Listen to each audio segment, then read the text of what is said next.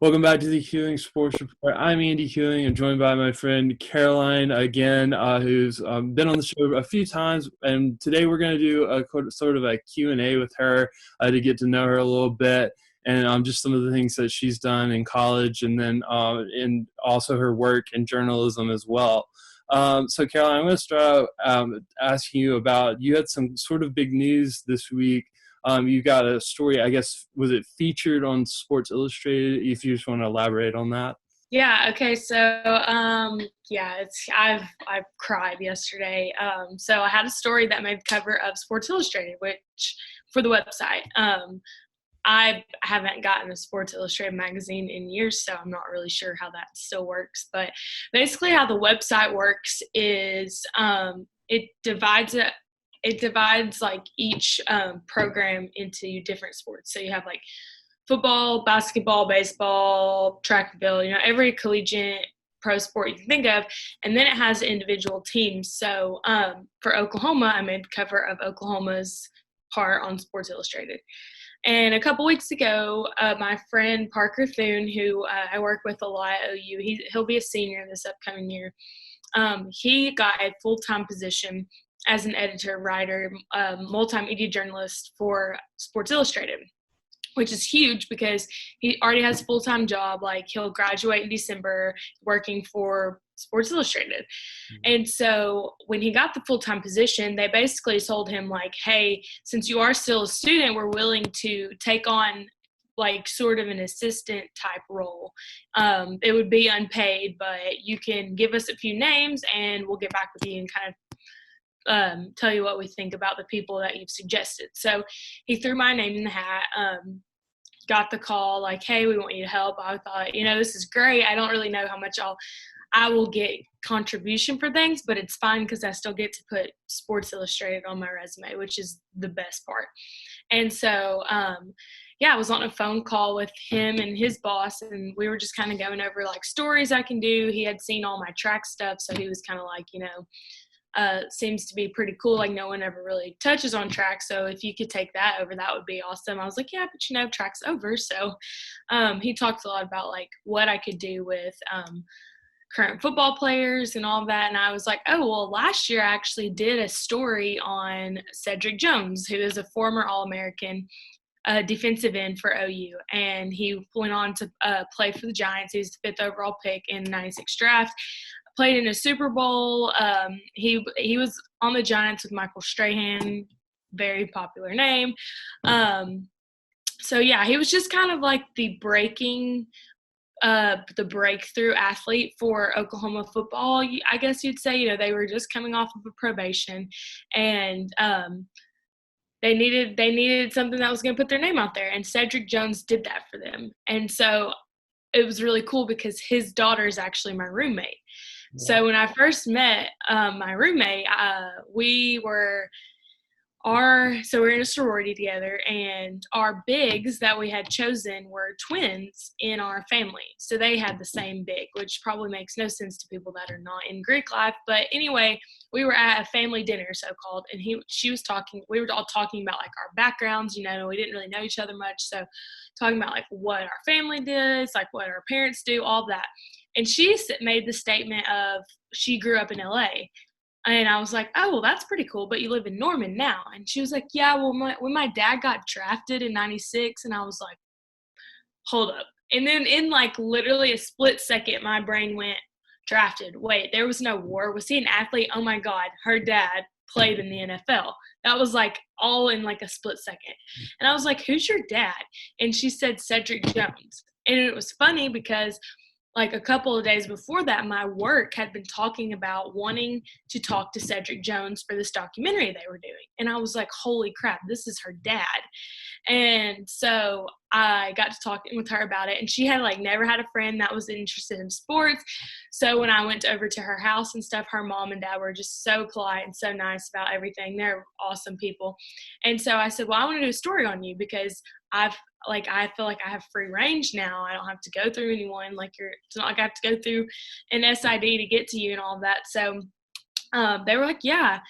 Well, what had happened was I needed to do it through my work to use their equipment. And so I go to my boss and I was like, hey, I have Cedric Jones. I want to do a story on him. He's agreed to do it. His daughter's going to be my roommate next year, blah, blah, blah. And they're like, hold up. You got Cedric Jones to talk to you? And I was like, yeah. And they were like, we've been trying to contact him for like 10 years now. And I was like, okay. And so they were like, apparently Cedric had refused to do anything with OU. And it's not that he is like a cocky or like, I don't want to do this type of guy. He's very soft-spoken, very shy, like very does not want to be the center of attention. So if he can avoid it, he will. So, at this point, like he doesn't have an agent. He doesn't have anyone telling him like, hey, you have to do this. So the university's been trying to call him for years and he's just been ignoring them. And so my boss said, if you can get him to come in and do an interview with us, you can do whatever kind of story you want. So I called his wife and I was like, okay, here's the deal. He has to come talk to people at my work or they're not going to let me do a story on him. So he comes in and does their interview and I do his story and I let him have free range. I was like, I don't want to put a label on this story. You tell me what you want people to know. And so the storyline was that he literally lived in New York, works in LA, but yet he decided to raise his children in Norman. And that's pretty much the home that they know. And so I thought that was really cool, and it touched on the whole Sooner born, Sooner bred type thing. Anyway, that was my very first feature story, 7 minutes long, put it on my YouTube. When the guy from Sports Illustrated was looking at my YouTube, he saw that story and fell in love with it and wanted me, obviously, to kind of clean it up because, I did it a year ago. I'm a completely different journalist than I was a year ago. So I cleaned it up, put a written story to it, and then bam, it headlines. So, and I waited to announce anything because I wasn't sure what position I would be in or like how much I would actually get like contributing credit. So I waited, and then so I announced last night that I will be contributing to Sports Illustrated this upcoming year if we have one, I guess. But yeah.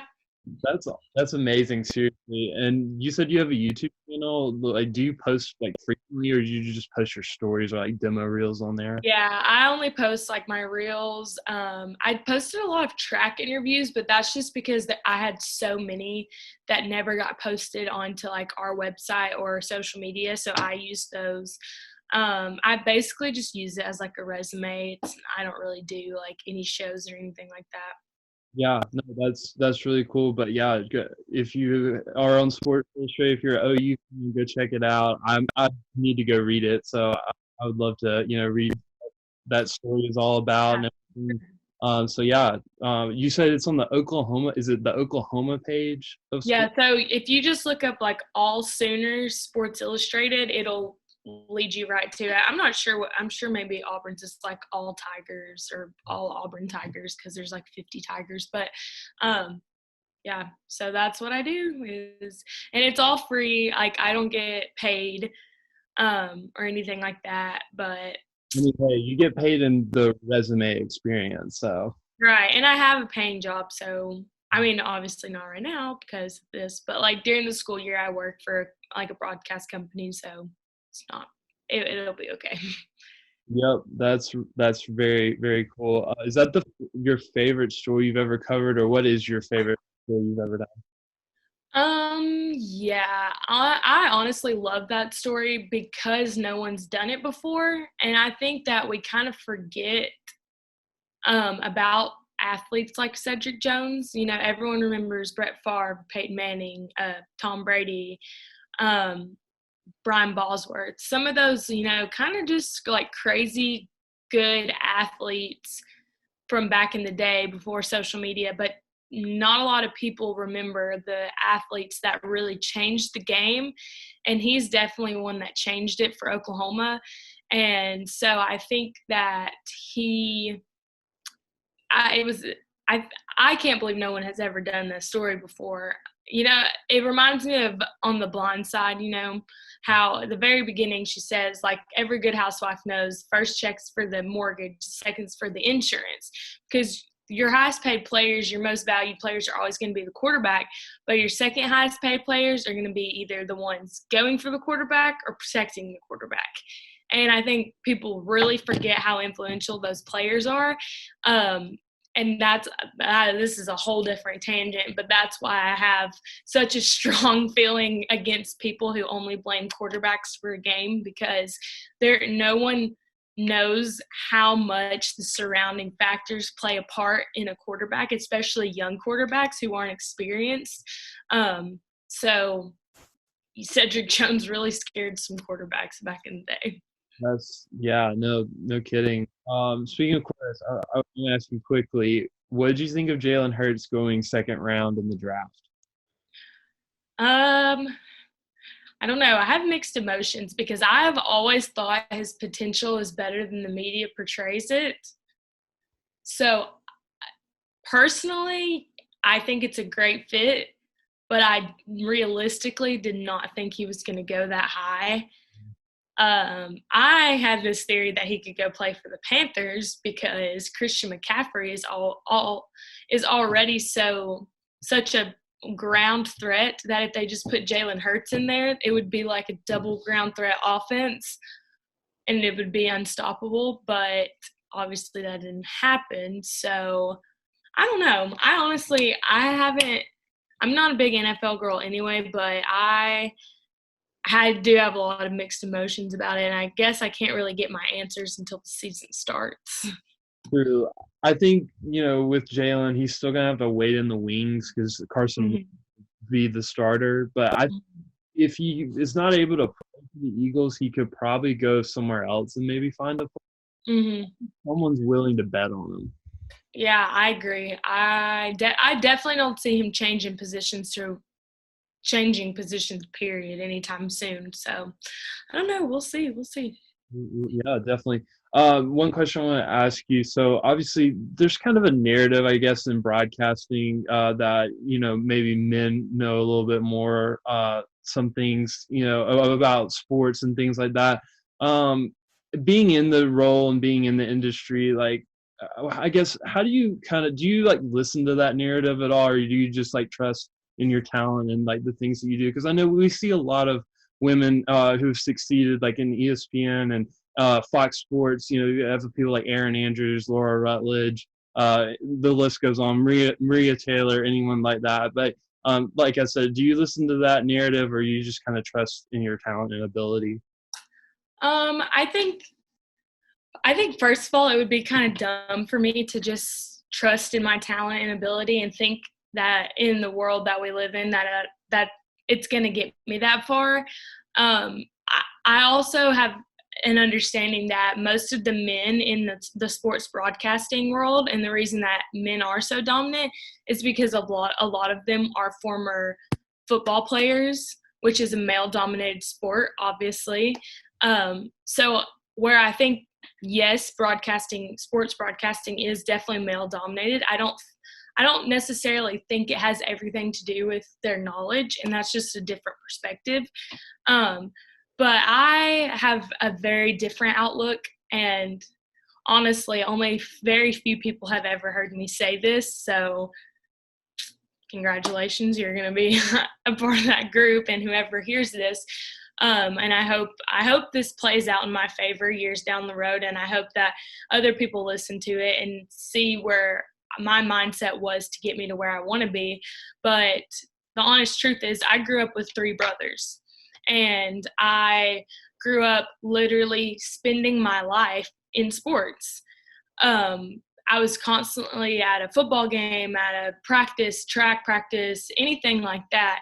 And so for me, I never made the distinction between, and I've had this conversation with my mom and my brothers, is that I never thought I was any different than my brothers. I mean, obviously, I knew I was a girl and all of that. I never once thought like, oh, I want to be a boy, nothing like that. But I never thought I was any different.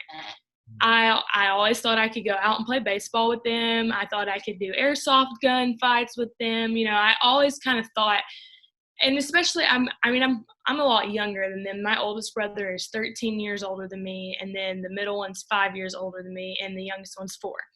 So in my head, it wasn't that whatever was hindering me from doing something that they did, it wasn't that it was because they were boys, it was because they were older than me. So I always thought, my time will come, my time will come. And so it had a lot to do with, then when I got in junior high, I did the same sports as them because they did track and cross country and I did track and cross country. So I think that also contributed a lot to, I never thought to myself like, oh, I'm not as good as them because they're boys. It was, I'm not as good as them because I don't have the same experience. And I think that's what plays a big role in how I look at men in sports broadcasting. It's not that I say, oh, I'm not as good as them because they know more than me. That I'm not as good as them because they have more experience than me. And like I said, it's because most men in sports are former athletes. And so where I kind of think women are challenged or cut themselves off by saying like, oh, I can't do this because I'm a girl, you have to start thinking of, okay, well, why do men know this and you don't? And so once you kind of get that, or for me, once I kind of got that in my head and I realized, okay, men are more dominant because they can do more analyst things and they can do more breakdown and play by play. If I could get to a point where I knew what was going on, then I'm just as good as them. So, and I've known I wanted to be a sports broadcaster. You can literally ask my parents. I think I was in like 5th grade and I was riding down the road. I think I was on my way home from church and I said, I think I want to know what I want to be when I grow up. And my parents were like, what? And I was like, sports broadcaster. And it's been that way ever since. And here's another example as to like, I did not understand that I couldn't do things because I was a girl. And I get this comment so many times. There are these 2 women that go to my church and they will remind me until the day I die that when I was like 4 or 5 years old, they asked me what I wanted to be when I grew up. And I said, I don't know, probably either a princess or an NFL quarterback. So see where I just did not have the concept of I can't do this because I'm a girl. And so I think now girls are a lot more relevant in sports. And you see like Maria Taylor. Maria Taylor is on top of it, but she also was an athlete. And I'm not saying like that's the only reason she's good, but I'm just saying that's another thing where I don't think I'm as good as Maria Taylor because she knows more than me. I think it's because she has more experience than me. And so I think my biggest thing in order to create a platform that women actually feel confident on is that I want to be the person that says, I don't know this, but I can, or I haven't done this, but I can. I've never experienced this, but I can gain enough knowledge to know what it would be like. And I think that's another reason we see women in these same exact roles in sports. We always see them as assistant coaches because even though they're good at their jobs, maybe they just aren't seen as having the same experience as a male. Not saying they don't, I'm just saying that's maybe how they're viewed. Or we always see women as reporters or hosts. And I will never understand that because when I think of what I want to do in sports is I don't want to be the girl that's the center of attention. That's kind of a bad way to put it. I don't want to be the girl that's singled out for one role when I know I could be up on the desk with 4 other boys and hold my own as an analyst. And so when people always say, like, what's your dream job? I always say I want to be the first girl analyst on College Game Day. Now, if that happens, I don't really know. I think I could work hard enough to obtain a role like that, and I'm never going to sell myself short.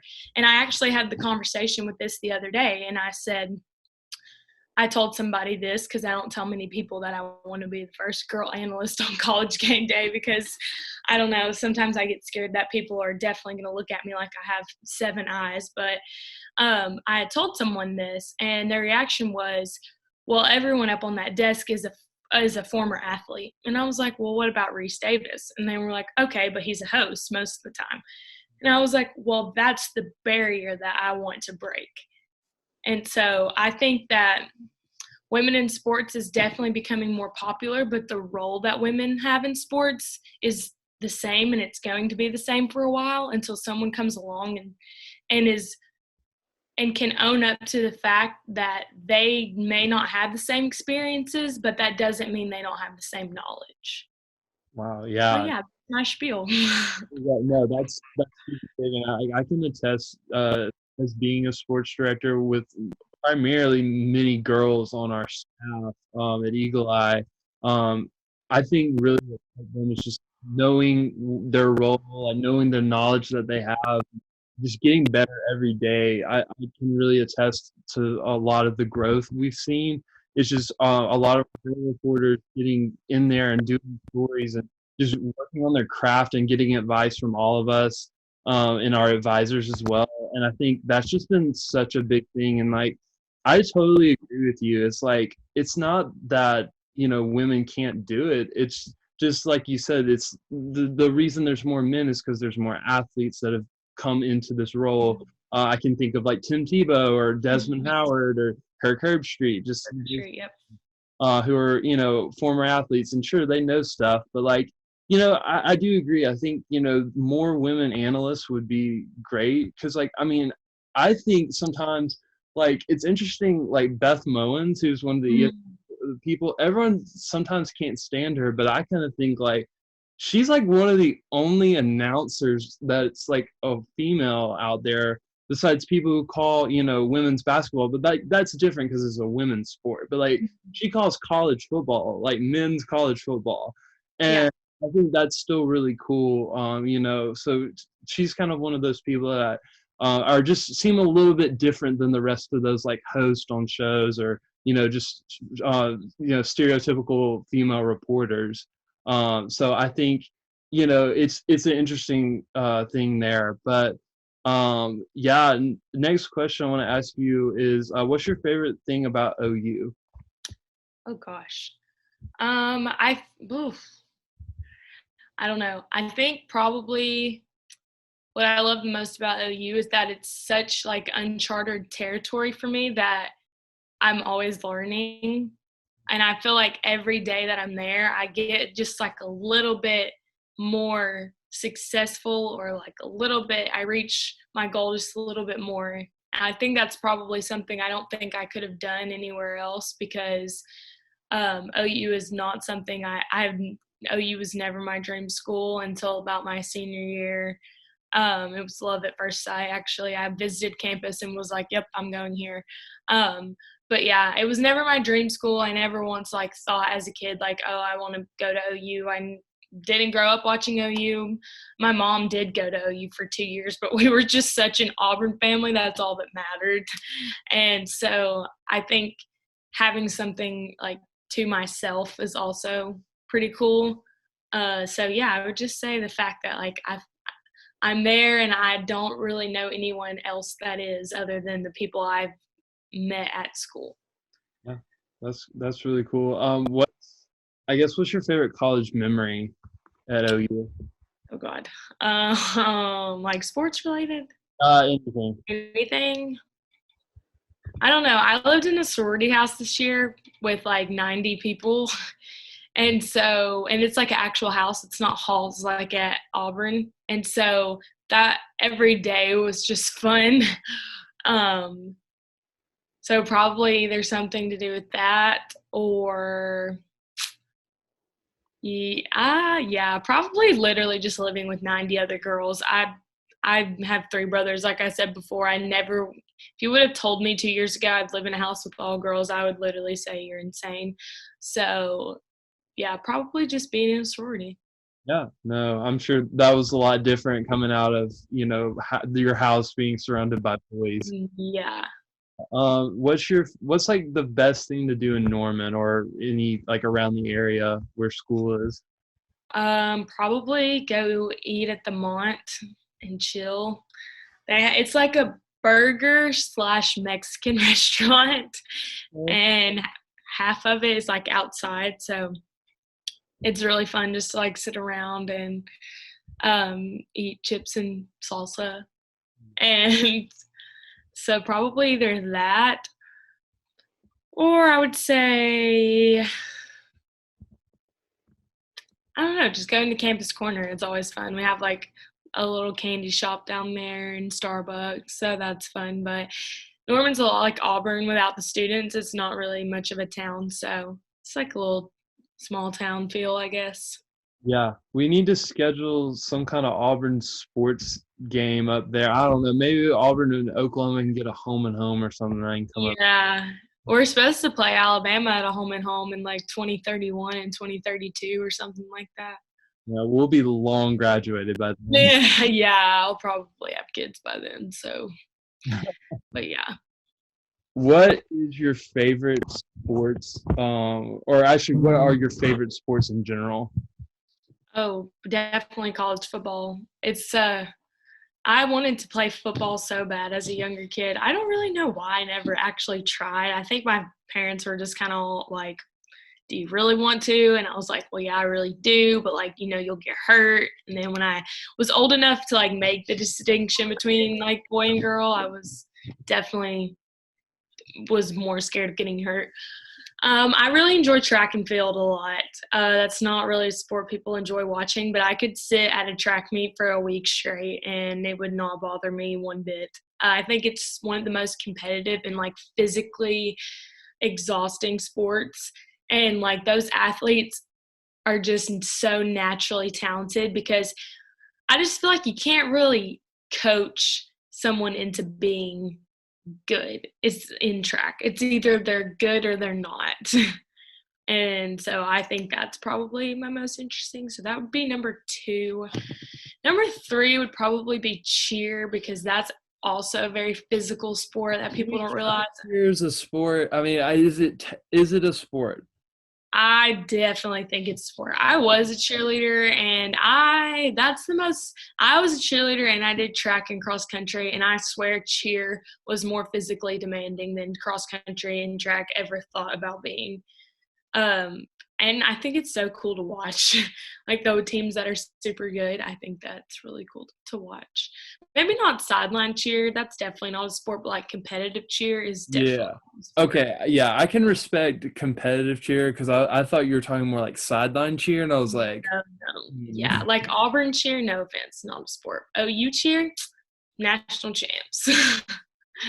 yeah. So, I mean, y'all have some pretty good cheerleading, especially we don't have a wagon that rolls out. yeah, Um, yeah, that also tipped over. I don't even know if that will run again anytime soon, but yeah, and it's kind of cringy to watch the Tiger balls here at halftime. So I don't think I've ever paid attention, honestly. I So don't. I last mean, time I watched the Auburn band play, yeah, they played the Iron Bowl. What was I doing during halftime of the Iron Bowl?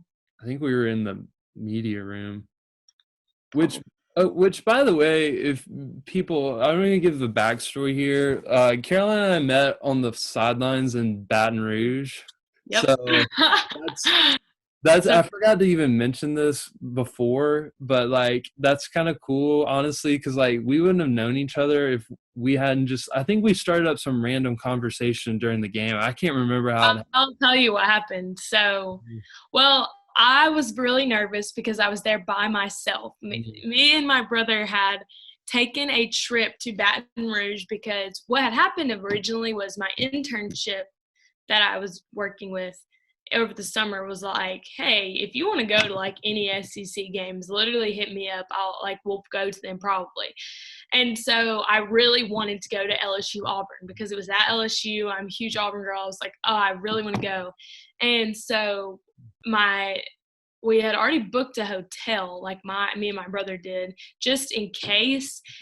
And then my internship, Alabama was playing. Who was Alabama playing?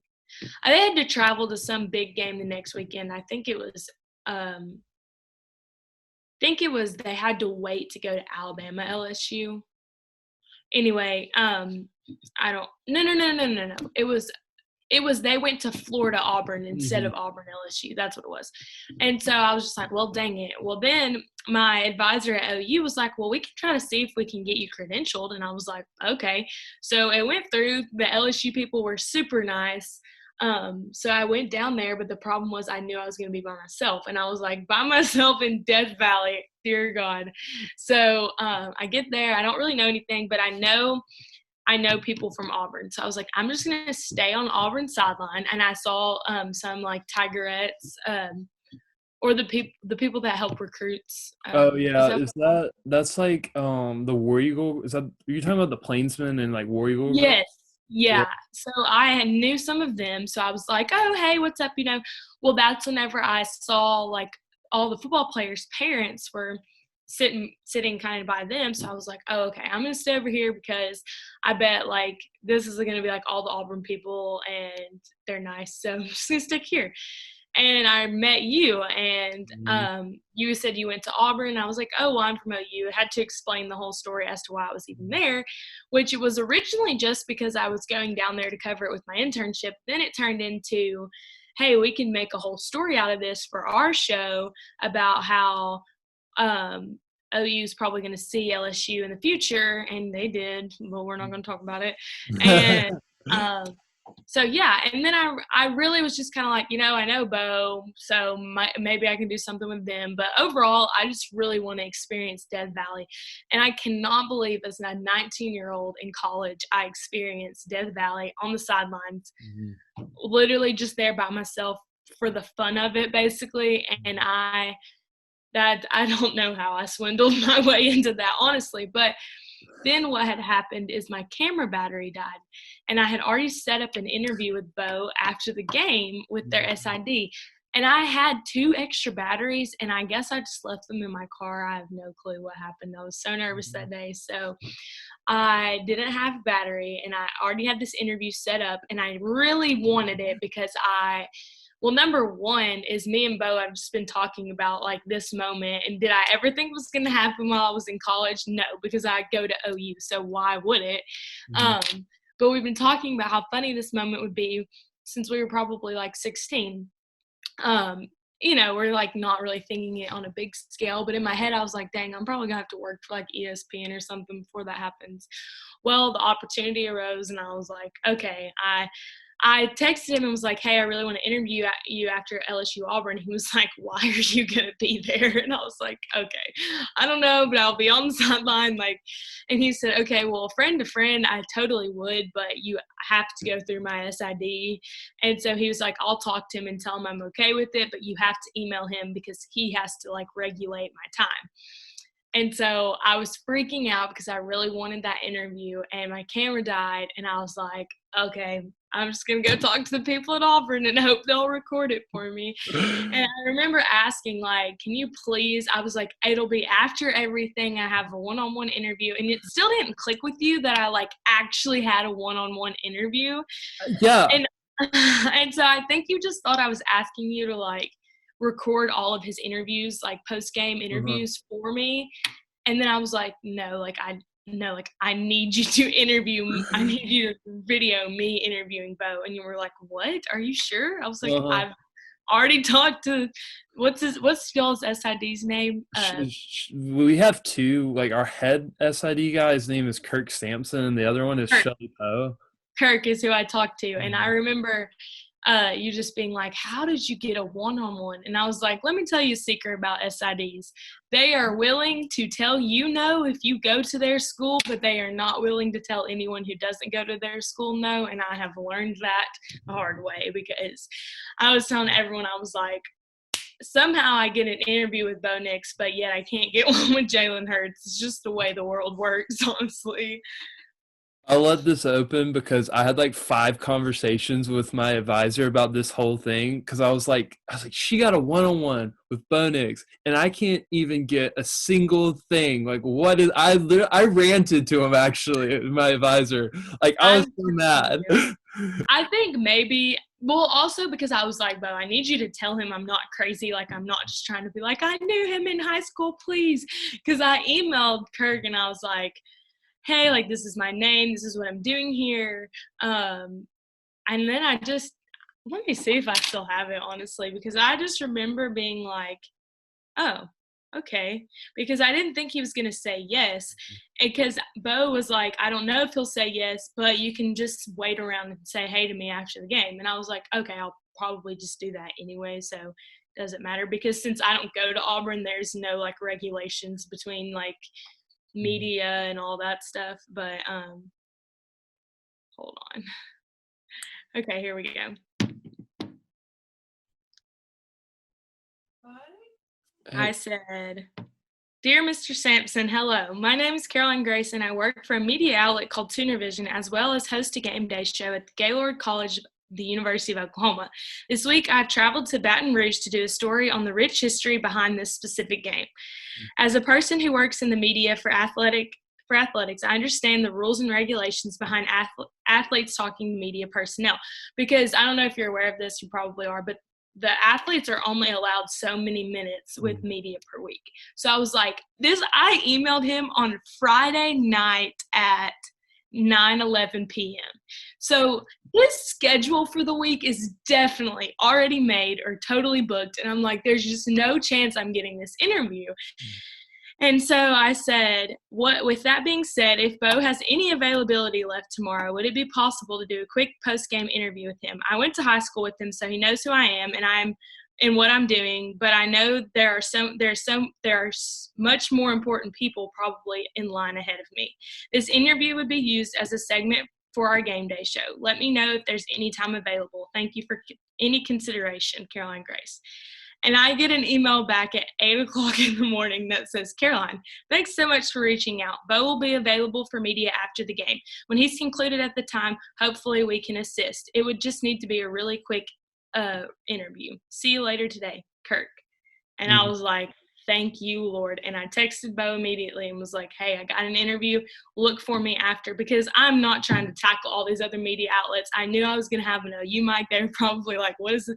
Everyone looked at me like, who is this girl? So I was like, look for me after the game. And he was like, okay, see you later.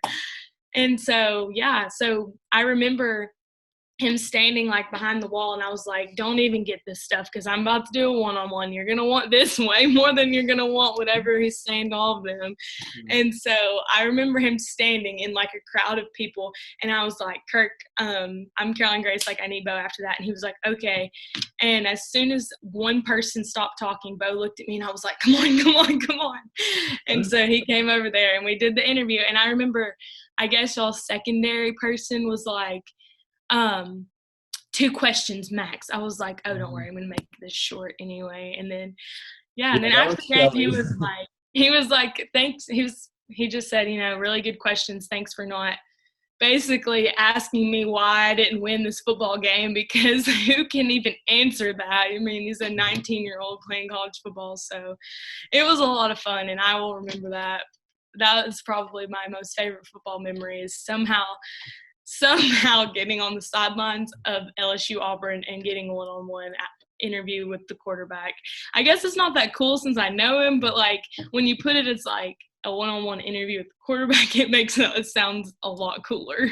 Yeah, for sure. And that was even a fun day for us, because like Sam Humphrey, my second partner with me at that game, we both were able to go on LSU's student media tailgate show that they do at their journalism building.